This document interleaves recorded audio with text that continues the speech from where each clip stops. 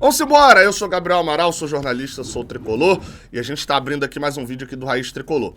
Deixa o like aqui embaixo, se inscreva aqui no canal e já vamos falar da primeira notícia, que é uma notícia que envolve o Fluminense, mas fala muito mais da marca Fluminense, do tamanho que é ter um jogador como o Marcelo aqui.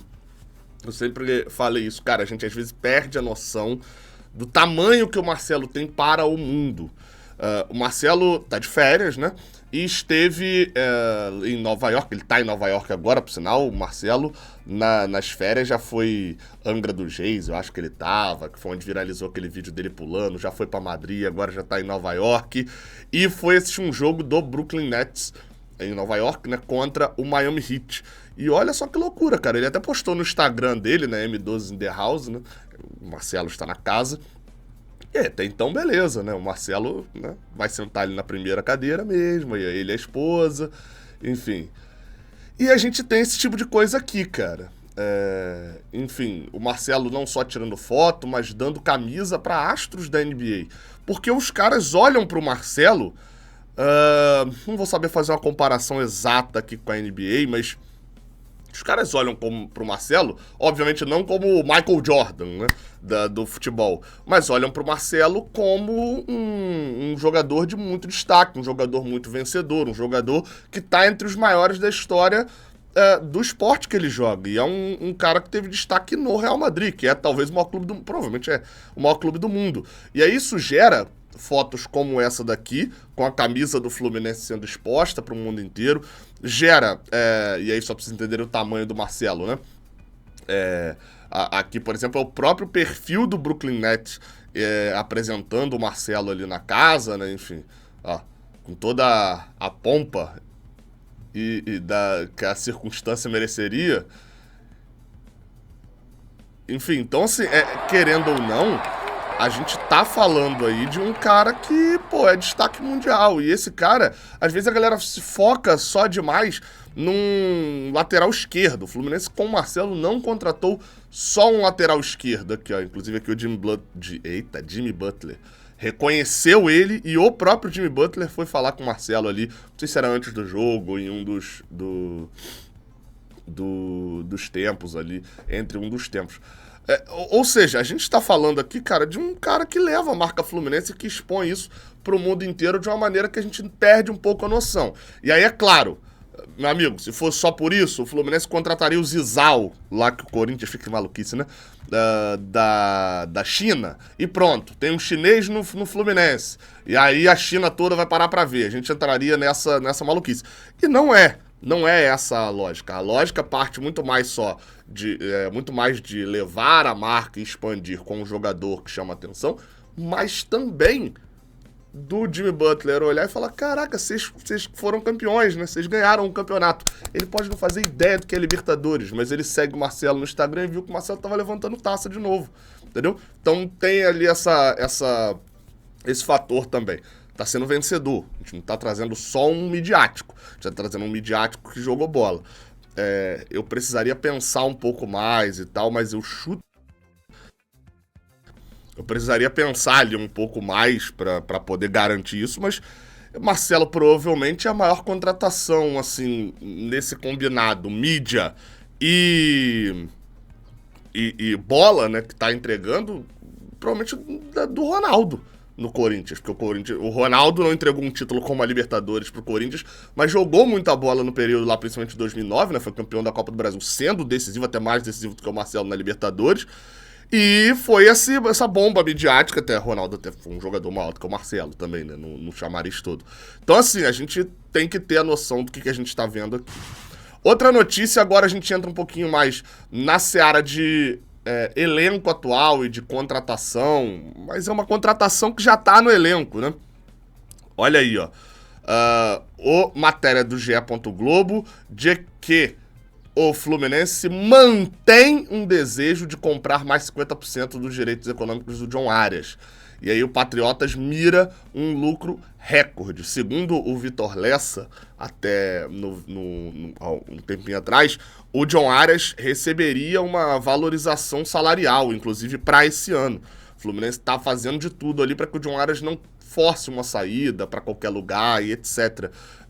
Enfim, e aí até explica aqui na matéria sobre o caso Beraldo. O que é o caso Beraldo? Não sei se o Patriotas tem a noção do caso Beraldo, mas é uma coisa que eu já falo aqui há muito tempo da dificuldade que é essa operação. Inclusive, eu até penso o seguinte: não sei se é uma boa comprar esses outros 50% do John Arias. Tá? O Fluminense pode ter esse desejo, mas eu não sei se é uma boa.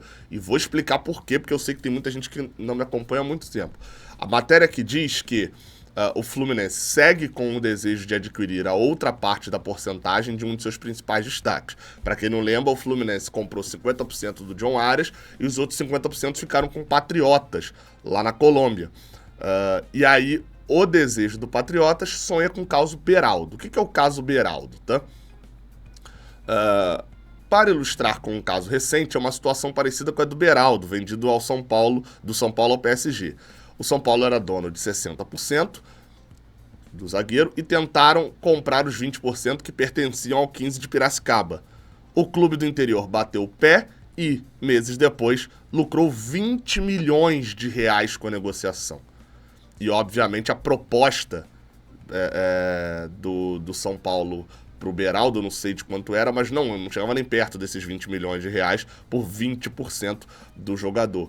Ou seja, o Patriotas não é idiota, não é a gente só que tem internet e lá na Colômbia eles se falam por sinal de fumaça, não. Eles sabem que o John Arias está valorizado, até diz aqui na matéria. O Fluminense, quando contratou lá em 2021, pagou $600 mil em 50%. E desde então o Fluminense tenta conversas com Patriotas para comprar os outros 50%, aumentar ali a sua porcentagem, comprar 30%, comprar 40%. Só que o problema é que essa fatia ali, os outros 50%, não tem um valor fixado. E aí é óbvio que o Patriotas mira um lucro recorde nisso, porque o John Arias é o principal jogador colombiano. Eu não vou falar isso porque tem o Luiz Dias no Liverpool, né? Mas eu diria que o hype atual, o jogador que está... é o John Arias no momento. É óbvio que o Luiz Dias no Liverpool chama muito mais atenção, vale muito mais e tal, mas o John Arias é o cara da bola da vez. E eles sabem disso, então qual seria a lógica deles venderem... o Fluminense vai lá e vai fazer o quê? Vai comprar, né? Um monte de gente quer que o Fluminense compre os outros 50% do Arias. Beleza. Vai oferecer quanto? $1 milhão por esses 50%? É claro, né? Vai oferecer isso, porque aí depois vende o John Arias por 6 milhões de euros e a gente ganha lucro. Tá, e você acha que o Patriotas não sabe que ele vale 5, 6 milhões de euros? Então é uma situação extremamente complicada, entendeu? Porque, por um lado, o Fluminense pode chegar lá pro argumento pro Patriotas e falar, olha só, eu tenho os direitos econômicos do jogador e eu não vou vender. Se vier a proposta, eu não vou vender. Porque é o Fluminense que decide se vende ou não, né? Não vou vender. E aí o Patriotas, você vai morrer com 50% de um jogador que vai passar a vida inteira aqui. Então me vende mais 30%, que se por um acaso eu vender, você ainda leva 20%. Pode tentar ali artifícios de negociação, mas a gente sabe que não é fácil. O Fluminense acabou de vender o Nino e o Criciúma ganhou muito mais dinheiro do que ele ganharia se o Fluminense tivesse tentado comprar o Nino do Criciúma, o outro percentual que ele tinha. Então esses times fazem exatamente isso. Eles seguram o percentual para poder, numa venda futura, valorizando o jogador, esse jogador render mais dinheiro para cá. Porque ele sabe que a capacidade do Fluminense de vender um jogador por milhões para a Europa é muito maior que a do Patriotas. Aí você vai falar, Gabriel, é exatamente isso que acontece, inclusive, com a gente. Porque a gente olha para a Europa do jeito que o Patriotas olha pra gente. E aí a gente segura 15% do Luiz Henrique, 10% do Pitaluga e não sei quanto, porque a gente confia que o Betis vai receber o Luiz Henrique lá e vai vender por 20 de euros. E aí aqueles nossos 15% ali, os 10%, os 20%, o percentual que a gente segurou vai valorizar mais. E aí se o Bet chegar agora com a proposta de 10 milhões de reais por esses percentuais que a gente tem do Luiz Henrique, você acharia uma boa aceitar? Não, porque a gente não é idiota. E o Patriotas também não é. Mas vamos ver como é que vai ser essa negociação aí, né? Afinal de contas, o Fluminense tá querendo, né? Se o Fluminense tá querendo é porque talvez tenha algum fato novo, né?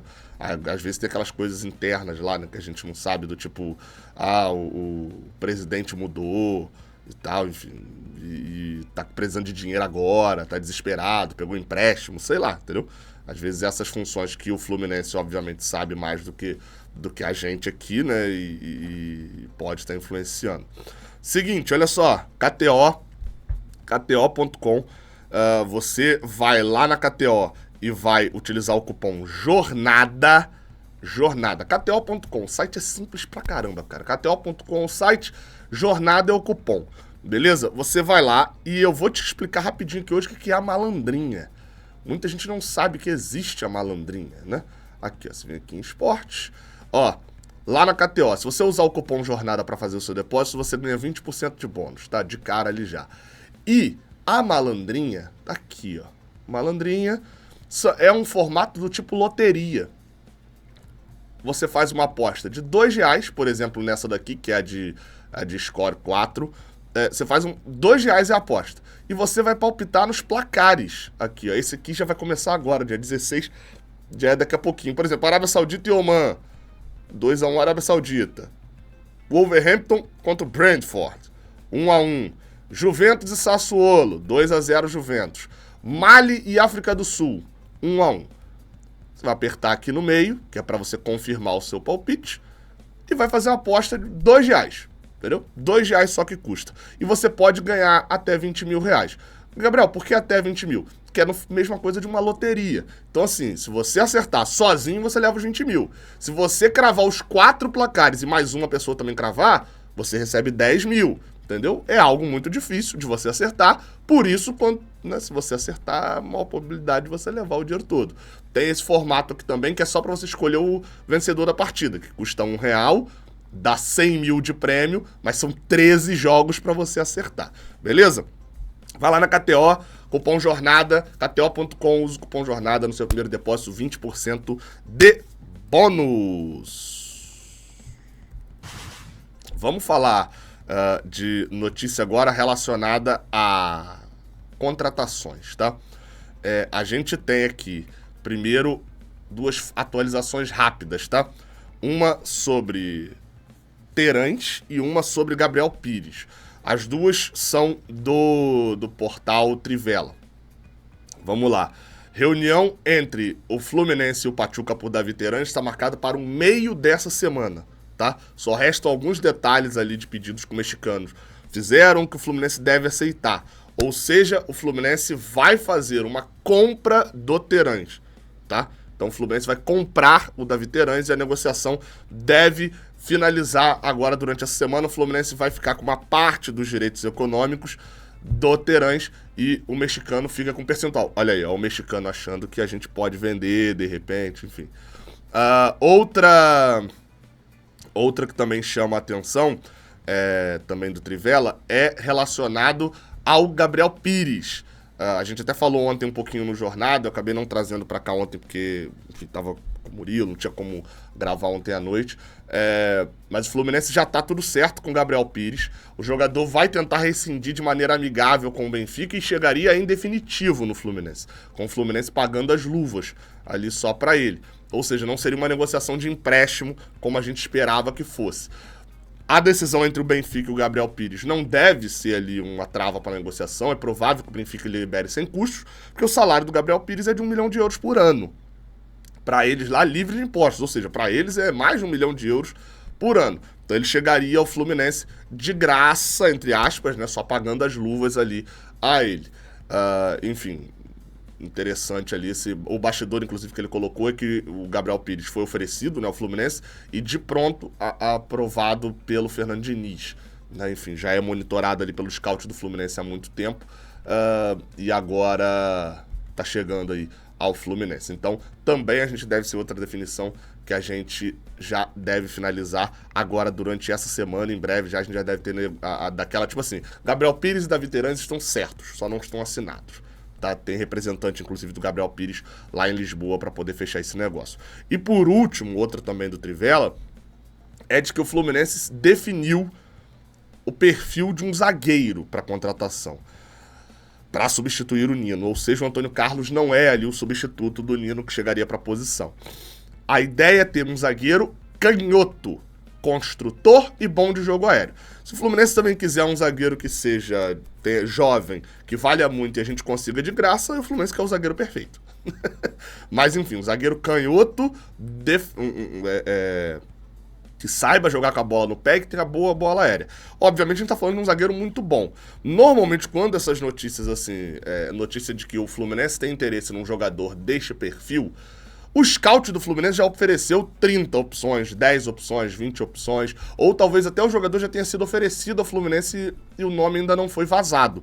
Seja porque ninguém sabe ainda o nome do jogador para poder ir atrás, seja também porque às vezes a diretoria não quer complicar ali a negociação. É um nome que tá negociando em segredo, o cara tá querendo voltar do Japão e ninguém sabe ainda, e o Fluminense tá mantendo a negociação na miúda. Mas normalmente já tem um nome. Você pode falar, Gabriel, não era o Thiago Silva o substituto do Nino? Enfim, o Thiago Silva, o Fluminense só trabalha mesmo pro meio do ano mesmo. Mantém um contato ali e tal, mas a ideia é só trazer no meio do ano. Na matéria lá do Trivela também fala que, obviamente, a diretoria sabe que um jogador com essas características não é moleza de conseguir. E aí, enfim, eles estão observando jogadores no Brasil e no mercado sul-americano. Como eu falei, o scout provavelmente já deu ali as opções. Agora o que o Fluminense provavelmente está fazendo se já não estiver negociando com alguém, né, especificamente, só que não vazou o nome, ligando, trocando uma ideia, ligando para o empresário, falando como é que tá aí o Léo Duarte. Eu nem sei onde tá o Léo Duarte, mas jogou no Flamengo. E é zagueiro, se eu não me engano, é um zagueiro canhoto, o Léo Duarte. Tá no Başakşehir, lá da Turquia. Só joguei um nome aqui, tá? Não é o Léo Duarte. Ah, não, o Léo Duarte é destro aí, ó, viu? Mas é um exemplo, entendeu? Como é que tá o Léo Duarte lá? Tá querendo voltar? Porque ele tá aqui na nossa lista e tal, enfim. É um exemplo do que provavelmente tá acontecendo, beleza?